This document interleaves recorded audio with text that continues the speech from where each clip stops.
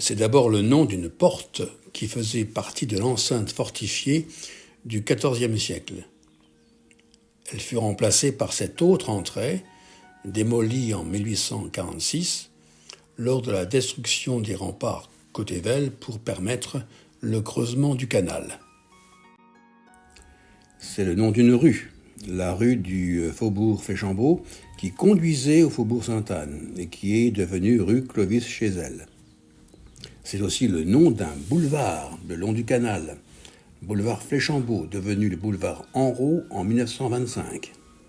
C'est le nom d'un quartier que traversait la rue Fléchambault, depuis la basilique jusqu'au canal, et que traverse maintenant l'esplanade Fléchambault depuis les années 70.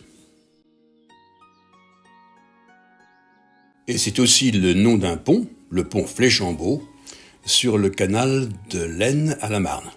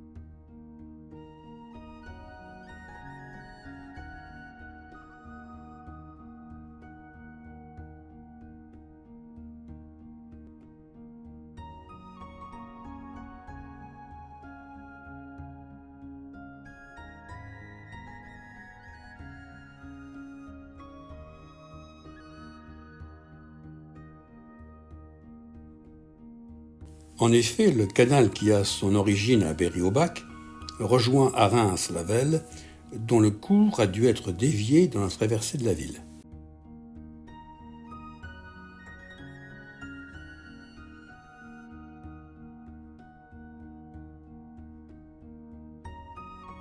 « 1848, nous sommes en pleine année révolutionnaire, et pourtant c'est le 26 mars de cette année qu'est inauguré le premier tronçon du canal entre Berry-au-Bac et Reims.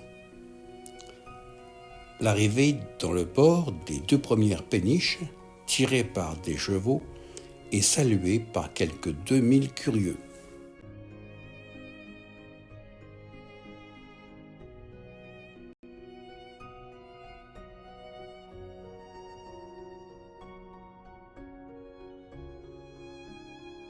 À la fin de 1856, on avait terminé tout ce qui restait à exécuter entre Reims et Condé-sur-Marne.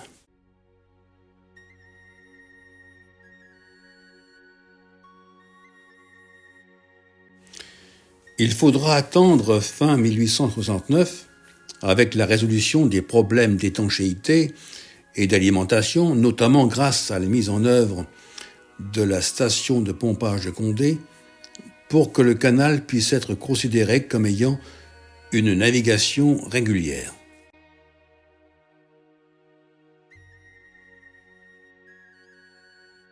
C'est en 1856 qu'on a construit l'écluse et le pont du faubourg de Fléchambault.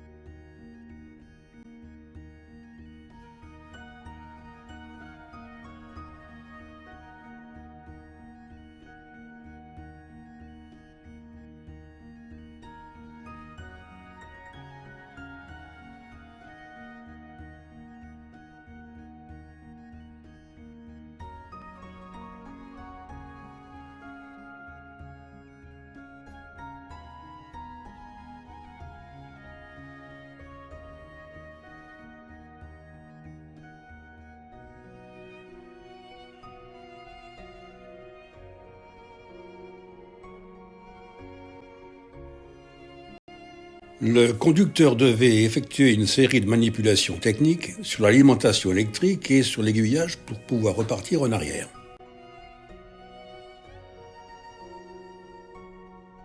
Et maintenant, retour à l'écluse.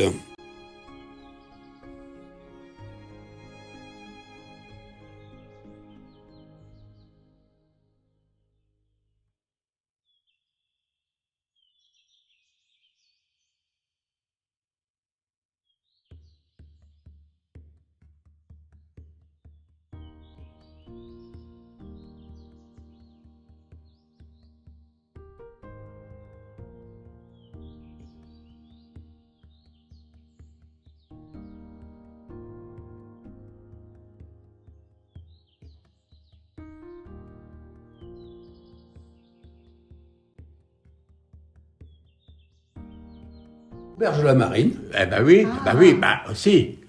Automatiquement, parce que les péniches, elles passaient juste à 50 mètres, là. Hein. À partir des années 1910, l'Auberge de la Marine deviendra aussi le café au Vieux Sergent. L'enseigne perdurera jusqu'à la démolition du quartier dans les années 60.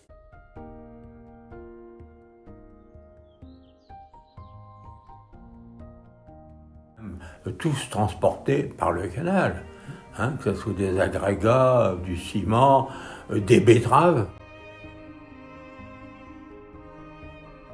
Donc, moi j'ai connu, puis avec les petits locaux, qui tiraient les péniches, oui, jusqu'en 1950-55, hein, quand même.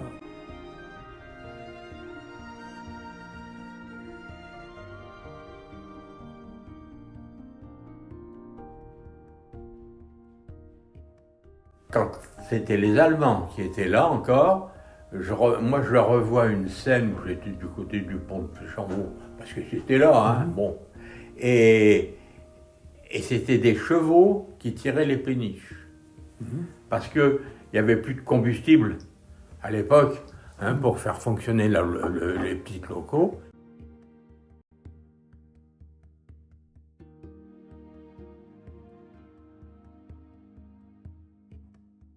C'est là que j'ai vu aussi des pauvres gens, l'homme et la femme, avec une grande corde et qui tiraient leur péniche.